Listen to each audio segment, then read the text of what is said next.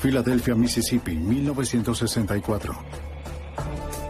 Un tranquilo pueblo sureño cargado de tradiciones fue el blanco de una invasión. A lo largo del sur, un legado de odio racial está por ser desafiado, pero no sin batallar. Antes de que terminara, 3 activistas de los derechos civiles desaparecieron, mostrándole al mundo una tranquila comunidad con un secreto en llamas. La evidencia se acumula, no hay sospechosos evidentes. El centro de comercio es bombardeado. Ted Kaczynski es arrestado.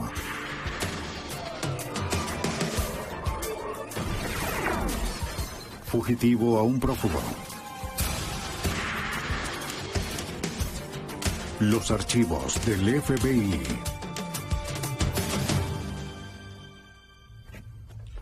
En el verano de 1964, Mississippi se encuentra en una encrucijada histórica. No quería estar allí, no tenía opción.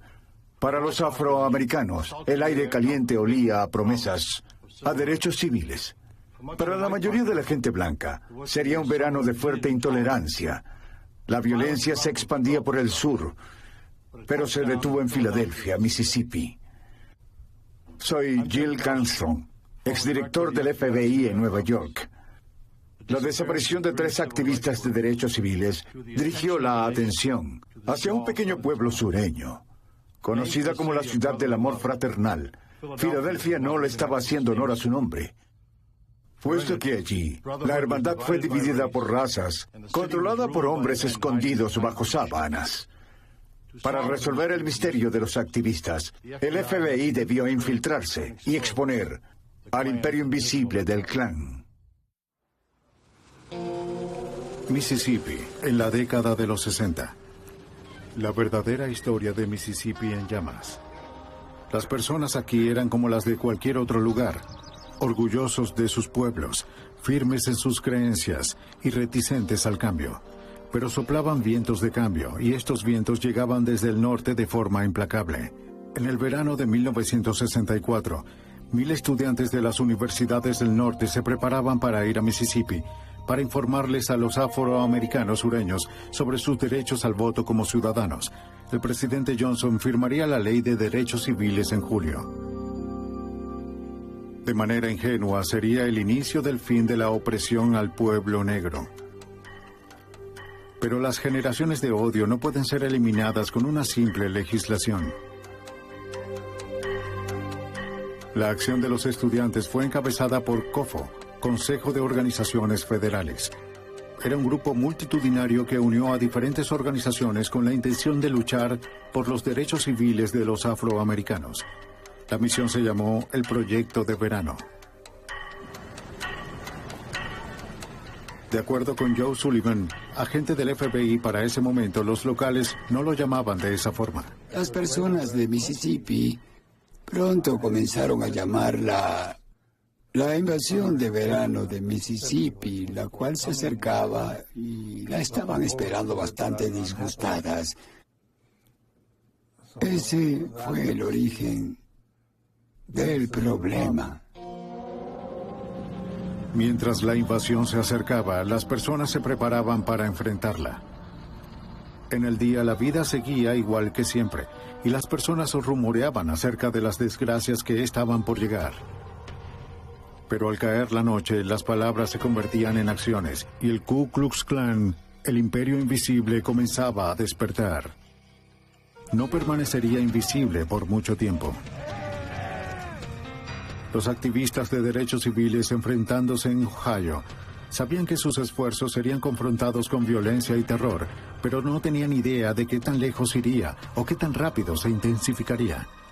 Para COFO, Mississippi, con una larga historia de marginación y gran odio racial, era el blanco más difícil de cambiar y el mayor premio.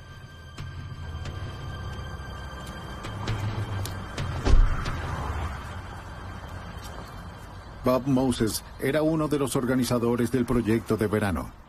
Mississippi es reconocida en las mentes de los hombres negros como el símbolo del racismo. Y mientras montamos nuestra campaña allí, la pregunta era en nuestras mentes, puedes hacer lo que quieras, puedes aprobar la ley de derechos civiles si quieres, y puedes hacer esto o lo otro, pero a menos de que logres cambios reales en Mississippi, no se podrán deshacer de esta infección porque Mississippi es el lugar donde se alimenta. 6 meses antes de que se esperara la llegada de los estudiantes a Mississippi, Michael Schwerner, de 24 años, se mudó de Nueva York a Meridian, Mississippi, para establecer una base de operaciones. Schwerner había hablado con la iglesia metodista del Monte Sion en la cercana comunidad negra de Longwood para poder utilizar sus espacios para las reuniones de COFO. Tenemos que detenerlo ahora, hacer lo posible por impedirlo. Eso es lo que debemos hacer. Es peligroso. Así es. Los residentes de Longwood, quienes coexistían en paz con sus vecinos blancos, se encontraron con una difícil decisión.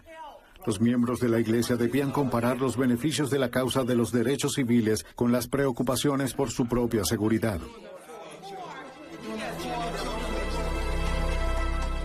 Cuando terminó la reunión, seguían sin llegar a un acuerdo. ¡Vamos, muévanse! Pero el clan decidió por ellos. Varios miembros de la iglesia, incluyendo mujeres, fueron golpeados. ¡Aléjense! ¡Aléjense! ¡Aléjense de mí! ¡Aléjense de mí! ¡Oh! ¡Oh! ¡Oh!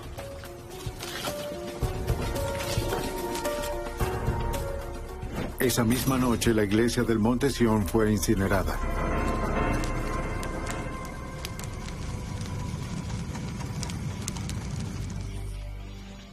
Aunque el incendio nunca fue investigado por las autoridades de la localidad, el FBI abrió un expediente del incidente. Llevaban un registro de las posibles violaciones de leyes federales, las cuales estaban bajo su dominio. Sabían que una vez que llegaran los estudiantes, el verano prometería ser largo y acalorado. El FBI llamó el caso Mississippi en llamas, o MyBurn. Dirigieron su propia investigación preguntándoles a los miembros de la iglesia qué vieron esa noche. Aunque los miembros del clan habían ocultado sus caras, los testigos dijeron ver a un hombre en una camioneta con un sombrero de alguacil, insinuando que la policía local estaba involucrada. No era una sorpresa. En el sur, muchos estaban disgustados con la constante presión del gobierno federal por la integración. A menudo la policía local trabajaba para mantener la misma situación racial. Era un sentimiento de rebeldía en contra del gobierno. Se desafiaba cualquier intento del gobierno federal de cambiar esto y eran vistos como el enemigo. No solo los afroamericanos eran el enemigo, sino el gobierno federal también era el enemigo. Jim Ingram, el ahora comisario del Departamento de Seguridad Pública de Mississippi, era un agente del FBI en Jackson en los años 60. En esa época era un trabajo subestimado. Viajábamos por el estado. Podíamos estar en Natchez, en Filadelfia o estar en Harrisburg, trabajando con crímenes violentos cometidos contra ciudadanos de Mississippi. Por lo tanto, estábamos lejos de casa y recibíamos amenazas. Colocaban serpientes en el buzón de correo. Siempre nos amenazaban y era mejor cerrar el auto. Nunca sabías qué podías encontrar en tu automóvil al regresar. Y también recibías amenazas en contra de tu persona y familia. Pero a pesar de los intentos de intimidación, la presencia del FBI en el estado estaba por incrementarse en un 100%. Mientras el centro de operaciones de COFO se preparaba en Meridian, Mississippi, un escayolista de 20 años llamado James Chaney se unió con Michael Schwerner y su esposa Rita. Hola, es bueno tenerte aquí. Ella es mi esposa Rita. Hola, es un gusto tenerte aquí. Bien, gracias. Chaney, nacido en Meridian, conocía la cultura y la situación política del lugar. Bien. Michael Schwerner, un progresista del Bronx de 24 años, tenía un título universitario en trabajo social. Su experiencia no podía ser más diferente a la de Chaney, pero estaban unidos por los mismos objetivos. Los amigos de Schwerner lo llamaban Mickey, un nombre que se escuchaba muy poco fuera de la oficina. La gente del pueblo, y me refiero a los miembros del clan en Meridian, lo llamaban barbudo. Tenía mucha barba y le decían el diablo. Hola, ¿hablo con Bob Moses? Andrew Goodman, de 20 años, se unió a Schwerner y Cheney. Era un voluntario de Queens, Nueva York, quien terminó su entrenamiento en Ohio una semana antes. Se lo dejo aquí. Sí, Andrew, colócalo en aquella caja. Nos iremos en un segundo. Mientras que Rita Schwerner regresó a Nueva York, los 3 hombres y otros voluntarios se preparaban para la llegada del primer grupo de 200 activistas de derechos civiles desde el norte, la primera oleada de la invasión programada para el 21 de junio de 1964. Esa mañana, Schwerner, Cheney y Goodman condujeron desde su base en Meridian hasta Longwood, a 55 kilómetros de distancia, para hablar con los miembros de la iglesia del Monte Sion acerca del incendio de hace 5 días. Cheney, quien conocía el área, fue el conductor.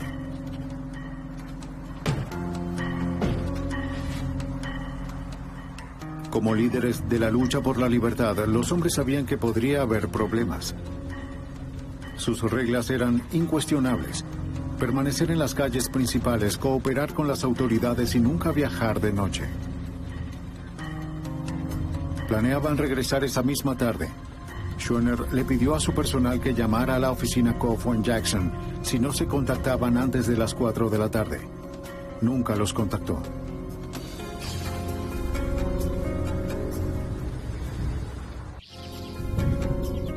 Ya que Mickey Schwerner no llamó a su oficina a la hora programada, el FBI fue contactado. A su vez, contactaron a las autoridades locales para saber si alguien había visto a Schwerner, Cheney y Goodman. Oiga, ¿qué hace, oficial? No me hable de esa forma. Alguien los vio. De acuerdo con el delegado Cecil Price del condado de Neshoba, el trío estaba regresando de Longwood esa tarde cuando los detuvo a las afueras de Filadelfia, Mississippi, a 60 kilómetros de Meridian.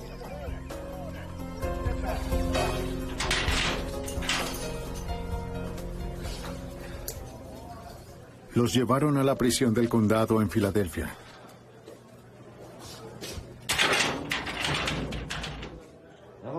Cheney fue multado por exceso de velocidad. Los otros fueron detenidos por el incendio de la iglesia del Monte Sion. ¿Qué saben de eso? Nada, oficial. Encerraron a Cheney en una celda para prisioneros afroamericanos. Schwerner y Goodman compartían una celda distinta. Sí, señor. No, señor. No se les permitió realizar una llamada hasta la cena, horas después de que su llamada a las 4 p.m. pasara.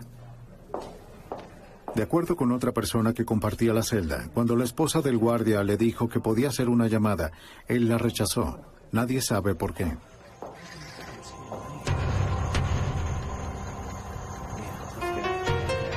Eventualmente, luego de que Schwerner pagara los $20 de fianza de Cheney, el delegado Price los dejó en libertad. Eran las 10:30 de la noche. ¿Quiere estar de vuelta en Filadelfia? Nadie sabe qué pasó después.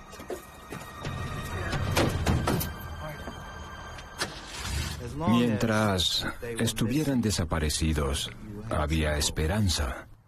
Si hubiesen aparecido en prisión y hubiesen seguido en la cárcel, había esperanza. El problema fue que los liberaron en algún momento de la noche y luego volvieron a desaparecer. Así que esa situación habla de lo peor. El agente Sullivan también temía lo peor. Sospechaba que los activistas de los derechos civiles no fueron simplemente dejados en libertad, sino entregados al clan. Era un tipo de crimen con el que ya había trabajado. Encerrar y luego entregar a los prisioneros en vez de liberarlos. Conocí ese tipo de cosas. Estaba seguro de que eso era lo que sucedía. La desaparición fue una noticia espeluznante para los estudiantes voluntarios que tenían programado llegar a Mississippi al día siguiente. Pero las personas en todo el estado lo interpretaron de manera diferente. La respuesta de Mississippi es que esto es un engaño y estas personas prepararon esto para llamar la atención del país y luego Están escondidos en algún lugar, en Nueva York o en otro lugar. Esto solo es para una gran publicidad. Esa fue la respuesta oficial de Mississippi. Había rumores por todos lados y nos dijeron, creo que apareció en los periódicos también, que estas personas habían preparado una estafa y luego se fueron a Cuba, donde pondrían en ridículo al estado de Mississippi por lo que les había ocurrido a ellos. La investigación comenzó con el delegado Price, la última persona que vio a Schwerner, Cheney y Goodman. Mantuvo su versión de haberlos liberado alrededor de las 10:30 de la noche, pero no explicó en dónde se encontraba él alrededor de una hora después. Para Joe Sullivan, enviado de Memphis para dirigir la investigación, esa era la única pista, y no muy grande. Solo sé que entraron al auto y se dirigían a la ciudad, tal y como les dijimos. La oficina del sheriff fue cómplice. De eso estaba seguro. No tenía pruebas, solo tenía la experiencia por haber visto este tipo de cosas antes. Y en ese momento me volví más selectivo acerca de a quién le contábamos lo que hacíamos. El FBI comenzó a buscar algún indicio de los jóvenes. Nadie los había visto, o al menos no lo decían. Luego, el 23 de junio, 2 días después de su desaparición, su camioneta fue encontrada. 2 indios Choctaw de un área cercana habían conseguido el vehículo en llamas la noche siguiente.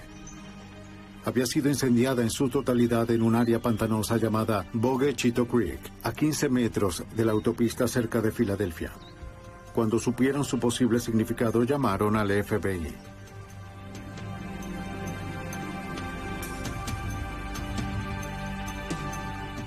El agente especial Jay Cockram fue enviado desde Washington. Era experto en armas de fuego y explosivos y había visto bastante violencia por derechos civiles. Cuando llegó a la escena, no se sentía optimista por lo que el auto revelaría.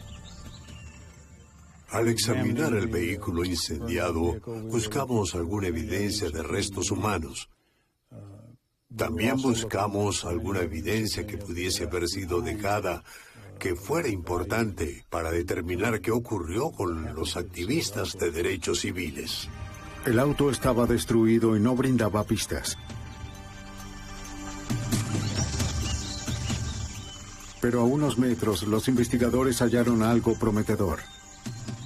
Un reloj, el cual luego se supo que pertenecía a Schwerner, y las llaves del auto.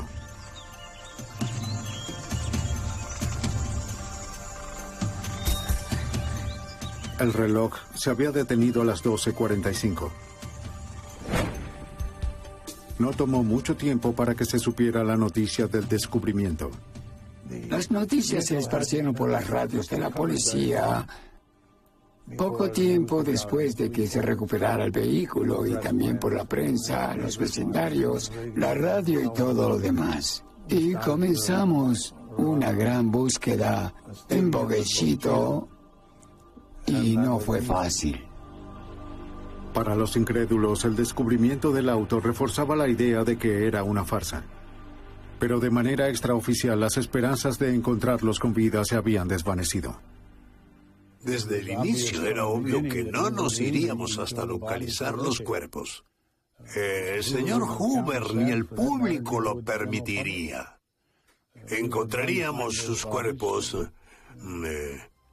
sin importar el tiempo. El agente Sullivan contactó al director J. Edgar Hoover para pedir refuerzos. Les dije que creían necesitar al menos 25 hombres de inmediato, pero pensé en que necesitaría mucho más si ocurría de la manera que yo temía que sucediera y dijo, ¿de qué estás hablando? Y dije, bueno, necesitaré 100 hombres. Y él dijo, están en camino. Debemos ser rápidos, ¿de acuerdo? Pronto los 100 agentes, apoyados por los estudiantes, se dirigieron a Filadelfia para buscar a Cheney, Schwerner y Goodman. Bien, chicos, vengan. Iremos por aquí. No fue suficiente. Los hombres o sus cuerpos podían estar en cualquier parte.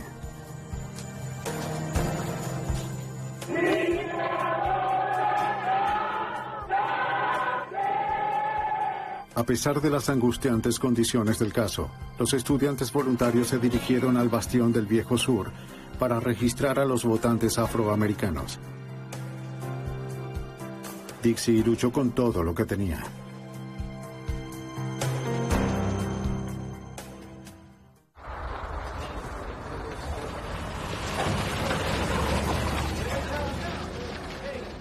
Mientras se acercaba la invasión del verano, los ojos del mundo estaban puestos en Mississippi. En el condado de Neshoba, el delegado Price y el sheriff Lawrence Rainey rechazaban a la prensa. Sentían que la desaparición de los 3 activistas de derechos humanos no merecía la atención que estaba recibiendo. Pero la búsqueda continuaba. 400 marineros de la estación aeronaval de Meridian fueron obligados a buscar, haciéndolo en turnos rotativos. Se exploraron bosques, se inspeccionaron ríos. El FBI recibió noticias de que el cuerpo de un hombre negro había sido encontrado en el río Mississippi, cerca de Vicksburg. Fueron a investigar.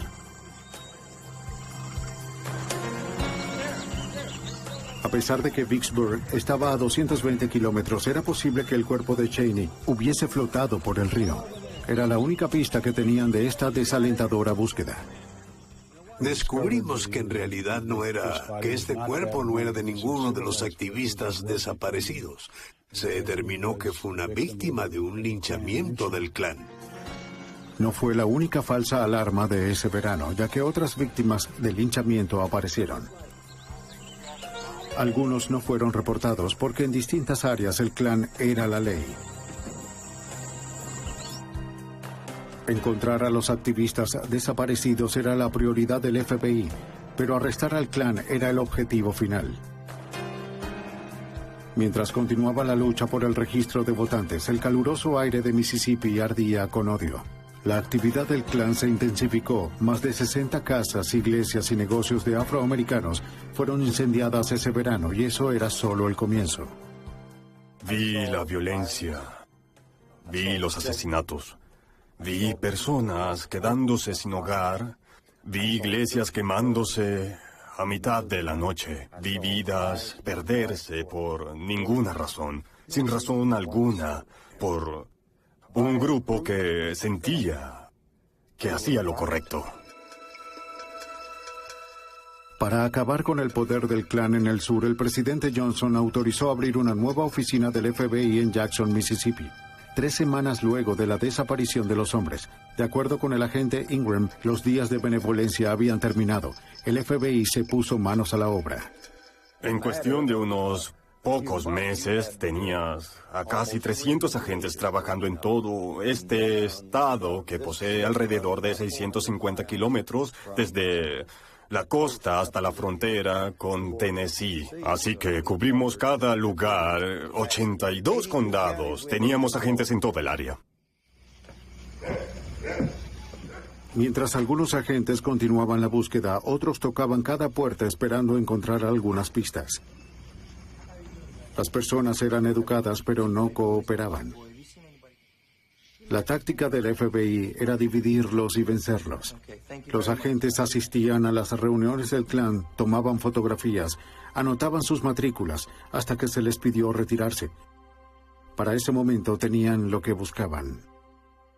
Luego, la siguiente vez que hablamos con ellos, dijeron, no soy miembro del Klan. Bueno, estabas en la reunión del Klan. ¿Por qué estabas ahí? Si no eres un miembro, eres simpatizante. ¿Sabías que ellos hicieron estallar una iglesia? ¿Sabías que explotaron una escuela que quería eliminar la segregación? ¿De esta manera quieres comportarte? Y la mayoría decía no. Nos dimos cuenta de que estas reuniones eran disuasivas para muchos. Algunos dejaron de asistir porque no querían que los visitáramos.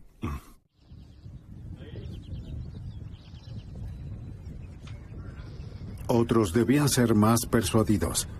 A cada agente se le asignó un miembro del clan para vigilar desde la distancia. Si un bombardeo u otro acto de violencia ocurría, era tarea del agente llamar a ese miembro para conocer su paradero. En poco tiempo, se cansaron de ser levantados de sus camas a las 3 de la mañana, cuando se cometía un crimen a 4 condados de distancia. Pero después de un tiempo, sus esposas dijeron, oigan, ya no quiero esto, mis hijos no quieren esto. Y antes de lo esperado, podías hablar con ellos y entendían de dónde venías. Lograbas conocerlos por su primer nombre.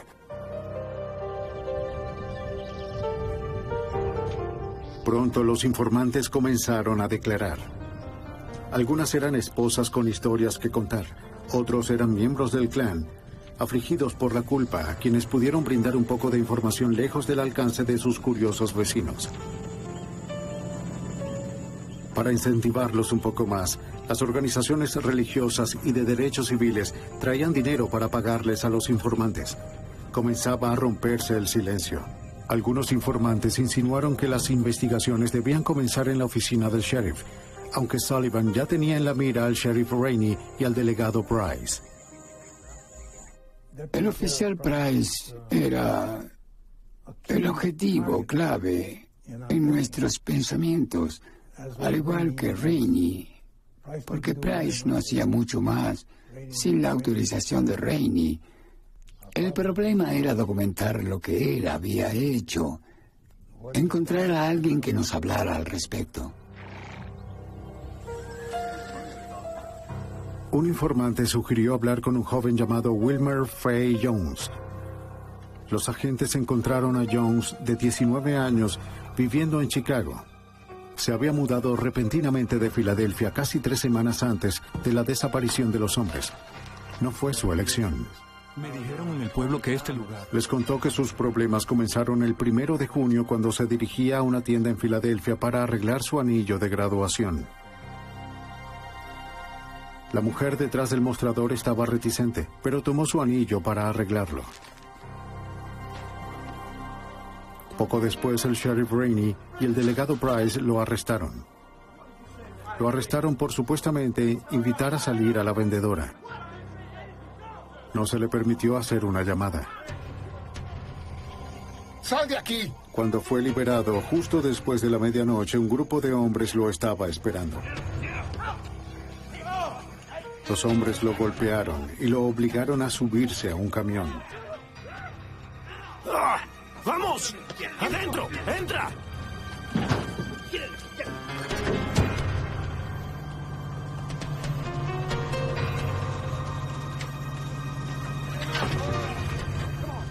Los justicieros lo llevaron a un lugar apartado. Intentaron obligarlo a confesar que había invitado a salir a la vendedora.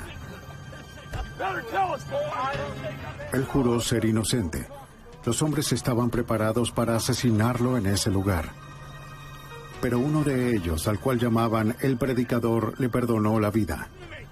Le dijo a Jones que abandonara el pueblo para siempre o sería hombre muerto. ¿Me entiendes? ¡Vámonos de aquí! ¡Vámonos!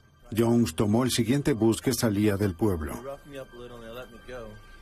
La historia que Jones contó sonaba como un posible modus operandi que pudo ocurrir con Schwerner, Cheney y Goodman. Pero quizás no fueron tan afortunados para escapar con vida. Ahora teníamos evidencia adicional de lo que ocurría con las personas que eran llevadas a prisión de forma ilegal y eran desechadas de una forma u otra. Si ya había sucedido una vez en el condado de Neshoba, seguro que ocurriría una vez más.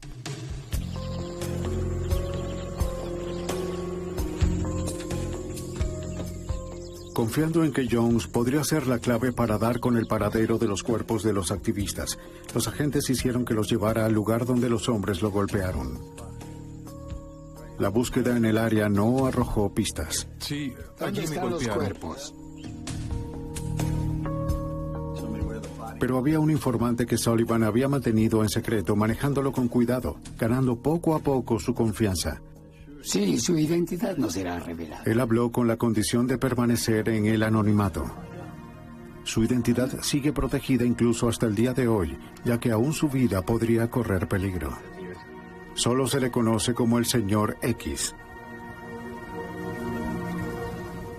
Si alguien aún consideraba que la desaparición de los 3 activistas era una farsa, su opinión estaba por cambiar. El informante estrella del FBI estaba por hablar. El 31 de julio de 1964, el señor X accedió a hablar con el agente Sullivan. Después de terminar nuestra conversación, le dije, ¿me podrás decir algo importante esta noche? Y él dijo,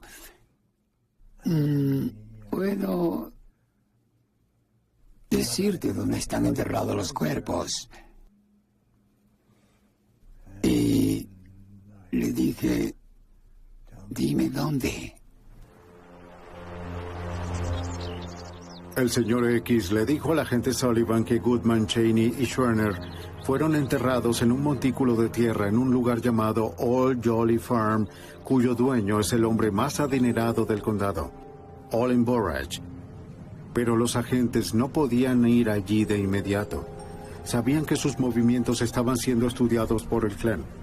No querían que supieran que les informaron acerca de la ubicación de los entierros.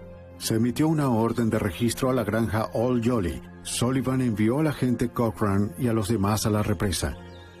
Cuando llegaron, se dieron cuenta de que en este lugar no se utilizaban barras ni palas. El montículo de tierra todavía en construcción era de 168 metros de largo, 6 metros de alto y 3 metros a lo largo del tope. Si los cuerpos estaban aquí, no fueron simplemente arrojados a unas tumbas. Al contrario, la represa fue construida sobre ellos. Los agentes querían mantener la excavación en secreto. Eso sería difícil. Necesitaban un contratista externo con excavadoras y otras maquinarias pesadas para remover la tierra y sacar los cuerpos. De acuerdo con el agente especial Jay Cochran, estaban preocupados acerca de la seguridad del grupo. Decidieron llamar a militares armados para que vigilaran esta maquinaria desde Jackson hasta la ubicación en donde comenzaríamos a utilizarla. El 4 de agosto las maquinarias llegaron al lugar. Se le pidió ayuda al contratista sobre cuál era la mejor forma de quitar la tierra, capa por capa. Cochran habló con él y le dijo, ¿puedes darme un estimado de cuál fue el ciclo de construcción de la represa? ¿Cómo se construyó? ¿Cómo se hizo la excavación? ¿Cómo se le dio forma al montículo de la represa? ¿Y en qué secuencia de tiempo? Él dijo, bueno, debes saber qué estás buscando, y no le comenté nada. En ningún momento se les había dicho con exactitud a los constructores, o en este caso al encargado, lo que en realidad estábamos buscando. Pero creo que tendrían que haber sido tontos, y no lo eran, para no saber qué buscábamos. Después de que el encargado les enseñara a los agentes sobre construcción de represas, Cochran clavó una barra en el suelo donde quería que comenzaran las excavaciones. Luego, un movimiento que se convirtió en leyenda en la historia del FBI. Cochran cambió de opinión.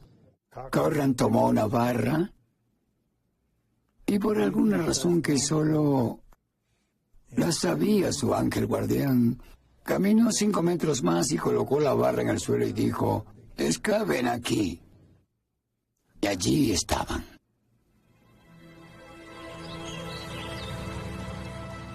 El trabajo comenzó a las 8:30 de la mañana. Progresó con lentitud. A las 2:45 el agujero tenía 4 metros de profundidad. Y el pésimo olor a muerte era inconfundible. Dejaron las máquinas a un lado para utilizar palas de jardín más delicadas. Mientras el sol se hacía más fuerte, el hedor aumentaba y contaminaba el ambiente. Una plaga de moscas anunciaba a los agentes el desagradable éxito. Poco después de las 3 de la tarde se encontró el primer cuerpo a unos 4 metros. Era Mickey Schwerner, identificado por el contenido de su billetera. El siguiente en ser encontrado fue Goodman, seguido por Cheney. Es muy difícil de describir. Es la experiencia más triste que alguien puede vivir. Es una ilustración gráfica de la crueldad de un hombre hacia otro. Matar a estas personas sin ninguna razón imaginable. Los cuerpos fueron enterrados hacía más de un mes. Era imposible determinar de inmediato la causa de la muerte. El médico forense fue citado junto al delegado Cecil Price. Caminaban como si fuese asunto del sheriff. Encontraron un cuerpo, ¿qué tal eso? Era bastante normal en realidad. Price y el forense sacaron los cuerpos del lugar para que pudieran ser trasladados al Hospital Estatal de Jackson. Cecil Price los sacó a todos. No ayudé con ninguno. Dejé que las autoridades locales que tenían jurisdicción sobre los crímenes hicieran su trabajo. Así no podíamos ser acusados de confundir o perturbar la evidencia o algo por el estilo. Si la presencia del delegado era un ejemplo de un criminal regresando a la escena del crimen, el agente Cockram no vio señal de culpabilidad. Todos los agentes que estaban en la escena tenían sus miradas puestas sobre Price. Sé que no noté ni una ligera reacción emocional y creo que ninguno lo notó. Las autopsias se realizaron en Jackson. Les habían disparado a los 3 hombres. A Schwerner y a Goodman le dispararon una vez, a Cheney 3 veces. Un material duro y rocoso fue extraído de la mano derecha de Goodman. Lo que sea que sucedió esa noche, el material mostró que la pesadilla de Goodman no terminó con una bala. Tras unos análisis del material realizados posteriormente en el laboratorio, se determinó que era un polvo similar del maquillaje o relacionado al componente de arcilla presente en la tierra de la represa. Esto parece indicar que mientras el señor Goodman estaba acostado en su tumba, seguía con vida. Las balas en las víctimas fueron analizadas por la Unidad de Análisis de Armas de Fuego del FBI. La mayoría de las más de 5.000 armas aquí fueron confiscadas de crímenes reales a través de los años. A pesar de que su equipo ha evolucionado desde 1964, el rol de la unidad sigue intacto: vincular las balas con sus armas. Hoy la galería de armas es del dominio del agente especial de supervisión Paul Tangren. Las balas se deforman dentro del cañón. Y esos defectos son únicos y específicos de esa arma de fuego. Y el patrón de marcas que obtiene al pasar por estas deformaciones es como la huella dactilar de un arma. Las balas de un crimen se inspeccionan una al lado de la otra.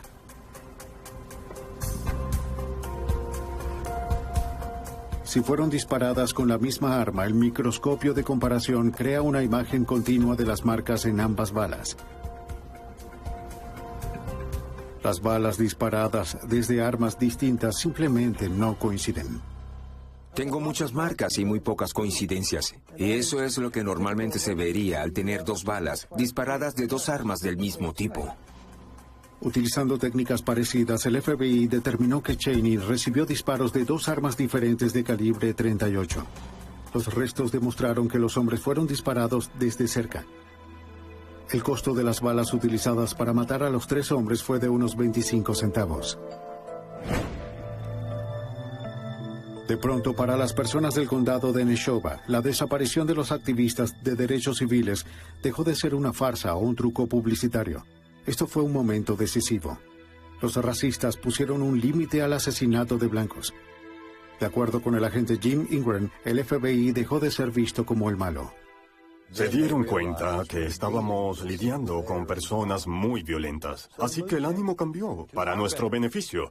Porque teníamos personas que querían ayudarnos, en especial el pequeño pueblo de Filadelfia, Mississippi. Era increíble como tantas personas ahora decían, oigan, si tenemos a estas personas entre nosotros, estos asesinos, debemos encontrar a esos individuos, arrestarlos y enjuiciarlos. En verdad, quiero...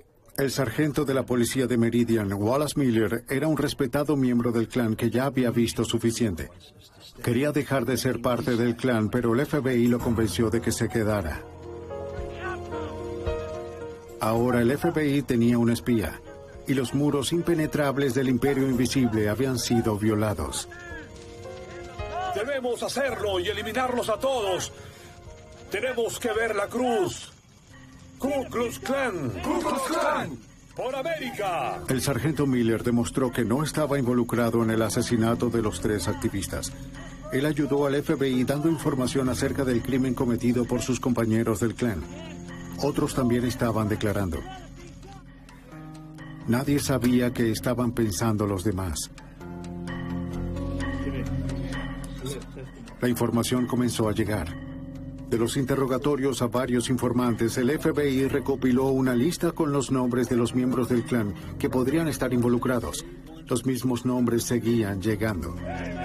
Los agentes supieron que los asesinatos fueron planeados por Sam Bowers, el gran mago del imperio, o jefe de los caballeros blancos del Ku Klux Klan de Mississippi. Su mano derecha era Edgar Killen, conocido como el Predicador, porque lo era. Al parecer, él fue el mismo predicador que le perdonó la vida a Wilmer Faye Jones. Teníamos informantes que podían darnos información directa. Conocíamos individuos que estuvieron presentes en el asesinato, que lo confesaron todo. Una confesión llevaba a la otra. Poco a poco, una imagen de lo que ocurrió esa noche fue tomando forma. Oficial, necesito hacer una llamada. Fue un plan de horrorosa simplicidad. Nada, oficial. Mientras Schwenner, Goodman y Cheney estaban en prisión, el delegado Price contactó al predicador Killen, quien reunió a sus compañeros del clan. Los miembros del clan llenaron sus tanques de gasolina, cargaron sus armas y esperaron hasta que los hombres fuesen liberados para cumplir las órdenes del mago imperial.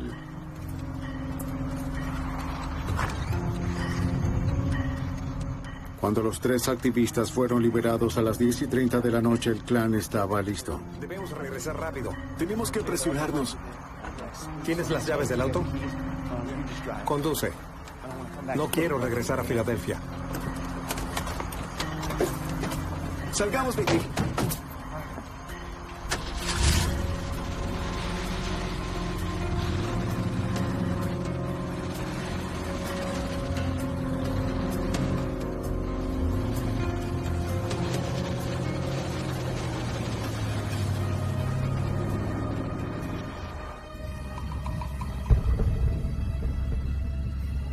No muy lejos de Filadelfia, debieron notar unas luces en su espejo retrovisor que se acercaban a alta velocidad.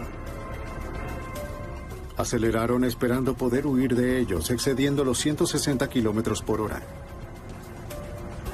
El auto de uno de los perseguidores se averió, pero 2 persistieron. La patrulla del delegado Price era uno de ellos. Encendió las luces intermitentes. Cheney se detuvo.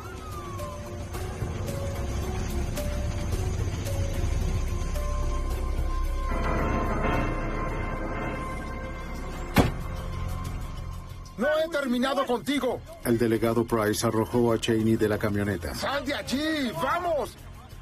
¡Silencio! Desearás no haber estado aquí, muchacho. Tú me hiciste perseguirte, tú.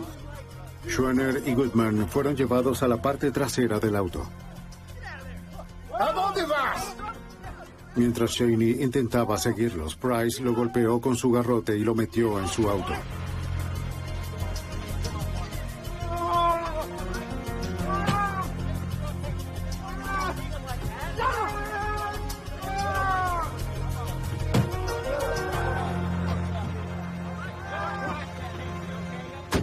La procesión continuó por la autopista 19. Uno de los miembros del clan conducía la camioneta.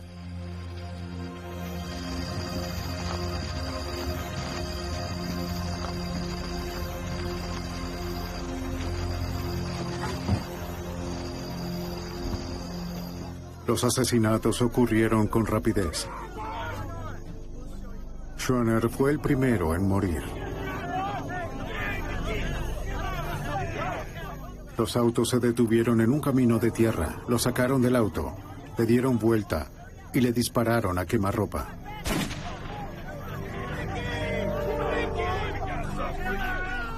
Goodman fue asesinado de la misma forma. El último fue Cheney, asesinado por 2 hombres.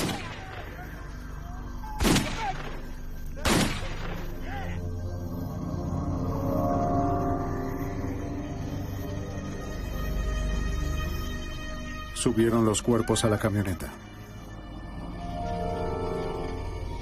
Los estaban llevando a la granja Old Jolly, donde se encontraba la excavadora, lista para ocultar la evidencia a 15 metros de profundidad.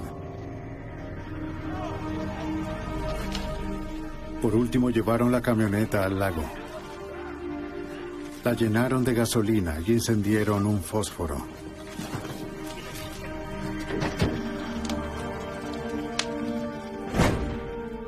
El 25 de noviembre, el FBI anunció que conocía a los asesinos de los 3 activistas. Pero los cargos por asesinato estaban bajo la jurisdicción estatal, no federal. El FBI solo podía esperar que los condenaran por violación a los derechos civiles. Sabían que Mississippi no los condenaría por asesinato.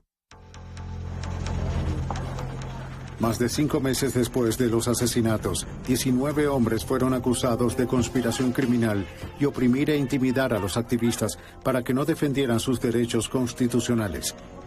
Otros 2 fueron acusados de tener conocimiento sobre el crimen. Todos pagaron su fianza y fueron liberados. El 10 de diciembre se llevó a cabo una audiencia previa al juicio. Cuando entiendes la importancia de la evidencia física que habíamos sido capaces de recolectar, las fotos de la represa, las fotos de los cuerpos, las autopsias, el auto incendiado, entre otros, teníamos enormes cantidades de evidencia circunstancial para registrar las confesiones. Así que era un importante caso el que resolvimos y fuimos afortunados de tener a 2 fiscales sobresalientes. Consideramos que la evidencia era extraordinaria, pero también sabíamos que eran momentos difíciles para Mississippi, que no todo el mundo pensaba como nosotros. El juicio del gobierno federal estuvo mal casi desde el comienzo. Durante la audiencia, el juez se negó a firmar confesiones o testimonios escritos por parte de los principales testigos. El gobierno insistió en el caso y el 11 de enero el gran jurado condenó a 18 hombres, incluyendo al oficial Rainey y al delegado Price. Pero los cargos pasaron de ser delitos graves a delitos menores. El caso perdió fuerza hasta 1966, cuando la Corte Suprema de los Estados Unidos decretó que podían aplicarse cargos por delito mayor. 3 años después de los asesinatos, el 9 de octubre de 1967, el juicio se llevó a cabo en la Corte Federal de Meridian. Durante 10 días el país esperó el veredicto, pero no hubo ninguno. No hubo acuerdo en el jurado. Y de inmediato, las personas que se encontraban dentro de la corte de Meridian, Mississippi, comenzaron a reír y abrazarse con alegría diciendo, oigan, ganamos. No llegaron a un acuerdo. El juez dijo, no, ustedes van a regresar. Y regresaron para seguir deliberando. A la siguiente mañana, el 20 de octubre de 1967, llegaron a un veredicto.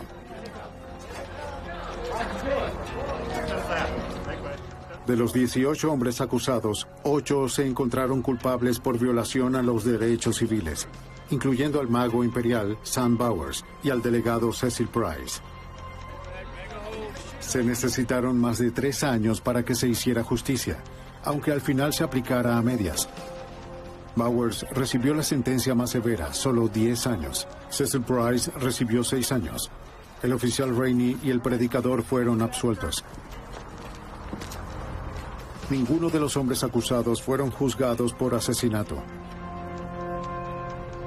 Muchos de ellos aún viven en Mississippi, y aunque existen rumores de volver a abrir el caso de Mississippi en llamas, todas las evidencias fueron destruidas hace años por orden de la corte. El odio que dividió a la nación no fue erradicado tan fácilmente.